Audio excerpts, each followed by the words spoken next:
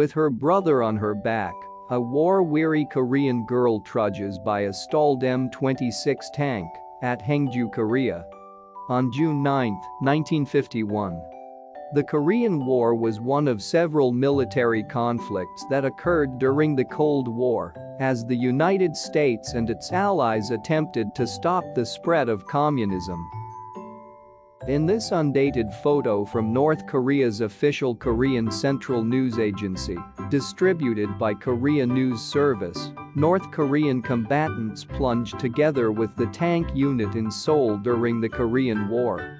This conflict began on June 25, 1950, when North Korea, a communist nation, invaded South Korea. In this undated photo from North Korea's official Korean Central News Agency, American combatants captured during the Korean War marched down a street. Prior to World War I's conclusion, North and South Korea had been a single country known as Korea. Tank landing ships unloaded Incheon on September 15, 1950. American forces landed in Incheon harbor one day after Battle of Incheon began. After the war, Korea became two countries. Troops of the 31st Infantry Regiment land at Incheon Harbor, Korea, aboard LSTs on September 18, 1950. By invading South Korea, North Korea hoped to reunite the two nations as a single country under communism. A young officer and his wife sit in their car at the dock and stare quietly at the waiting aircraft carrier before he leaves for Korea. San Diego, California, 1950. With North Korea's invasion of South Korea, the United States feared the spread of communism. Singer Paul Robeson addresses a hands-off Korea rally from a sound truck at the corner of 126th Street and Lenox Avenue in the Harlem section of New York on July 3, 1950. Determined to stop North Korea, the United States sought permission from the United Nations to support the South Korean government military. This picture was taken by a USAF F-80 photo reconnaissance plane of actual strafing attacks by 5th Air Force planes on North Korean targets. This shows a small village housing North Korean vehicles and troops. Burning jeep in the background and a T-3V tank. The United Nations granted permission to the United States to send troops to the two Koreas to free South Korea from North Korea's military occupation. A U.S. Marine, Wright, orders captured North Koreans to keep their hands up on September 20, 1950. In the background is one of the tanks which came ashore in the assault at Incheon. Although many of the soldiers sent to South Korea were members of the United States military, they were under the direct control of the United Nations. A Korean child sits in smoldering ruins of his home destroyed by fire in the Suwon area on February 3, 1951, as Allied troops burned dwellings which might provide shelter for Red troops. Native water jars are the only possessions recognizable in ruins of other native homes in background. Because of this, and because the United States never formally declared war on North Korea, many people contend that the Korean War should be called the Korean conflict rather than referred to as a war. A U.S. Marine tank follows a line of prisoners of war down a village street. September 26, 1950. Technically, these people are right from the American perspective, yet North and South Korea were clearly engaged in a war. Captured by American forces in the Taegu area of South Korea on October 8, 1950, these North Korean girls are marched to a train which will take them to a prisoner of war camp at Pusan. The American troops, as well as those from other countries, were hoping to protect South Korea from communism and thus were participating in the Koreans' war.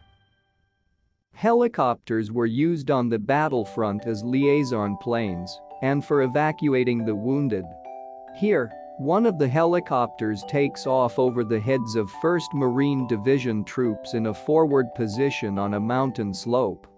With the arrival of United Nations forces in South Korea with the Incheon invasion, the tide of the war quickly turned against the North Koreans.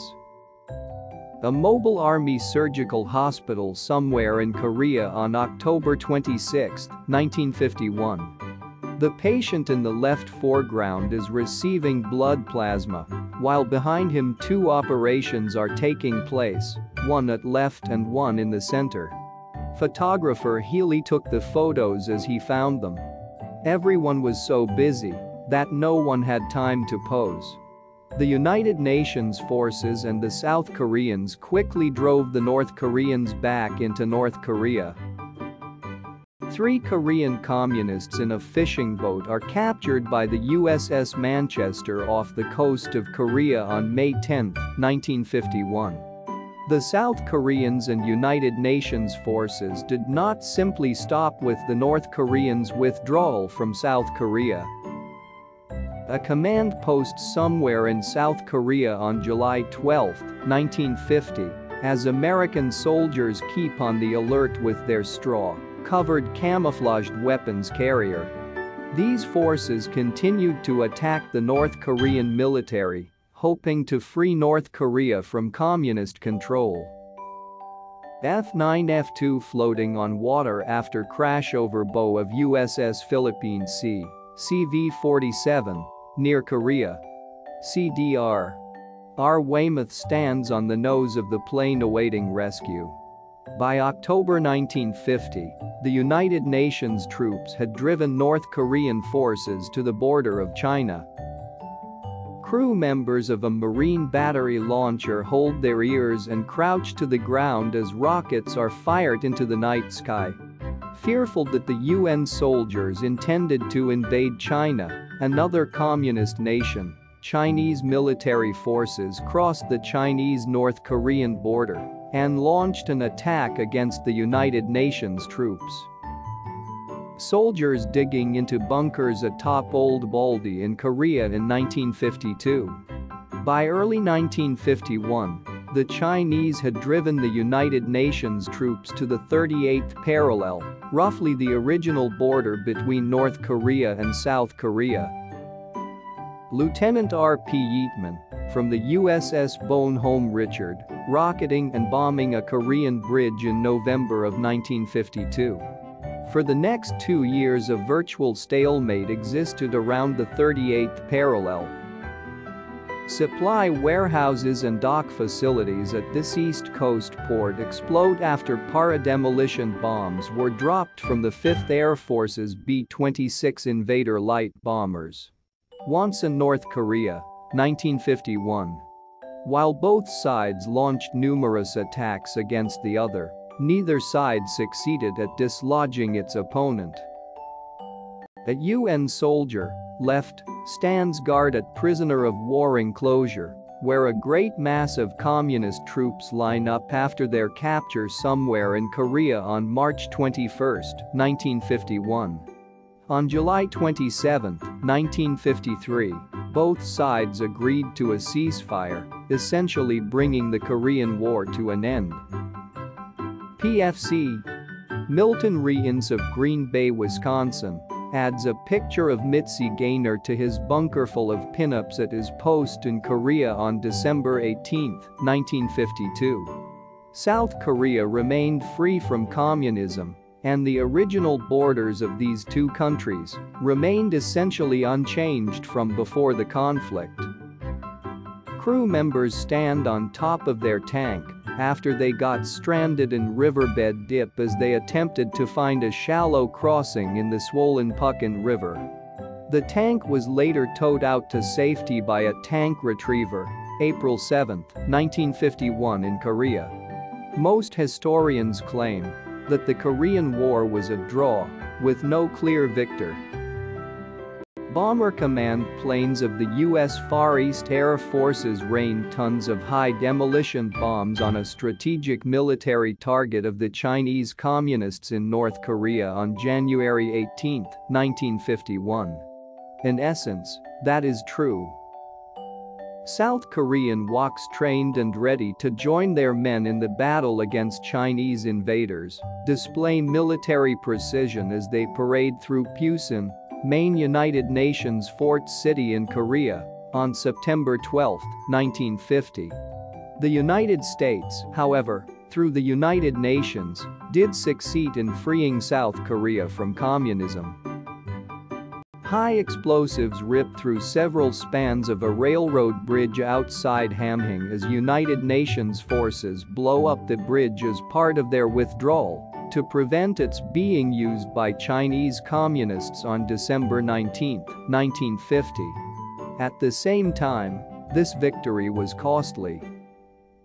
American GIs thread their way over snow-covered hills north of Seoul, South Korean capital on January 14, 1951, during earlier stages of UN withdrawal.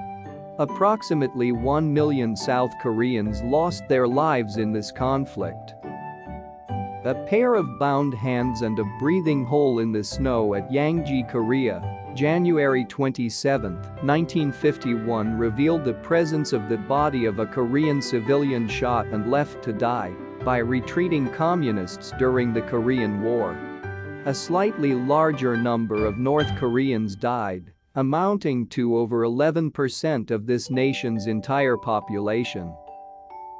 All Sergeant Bernard Young Lax is a private secretary to complete his office setting on May 3, 1951. The Detroit, Michigan military policeman takes his ease in almost deserted Chuncheon, South Korea after the bulk of UN forces had withdrawn southward. Only an infantry rear guard unit remained between him and the advancing communists. Almost 34,000 Americans died, and another 100,000 soldiers suffered non-fatal wounds. Paratroopers dropped from U.S. Air Force C-119 transport planes during an operation over an undisclosed location in Korea in October of 1950. At the end of the Korean War, more than 8,000 Americans were missing in action. A long winding stream of Korean refugees board a vessel in Hungnam Harbor, North Korea on December 21, 1950, as they flee the advancing Chinese communists and North Koreans. Photo credit, U.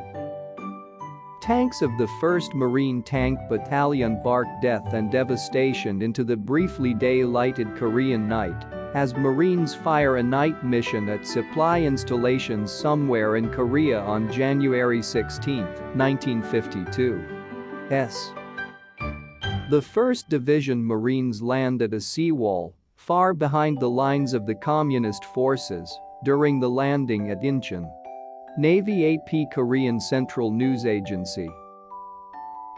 GIs and Korean service corpsmen stack up an enormous pile of empty artillery and mortar shell casings at a collecting point near the front, pointing to the huge amount of lead thrown at the enemy in 4 days of fighting for Outpost Harry on June 18, 1953.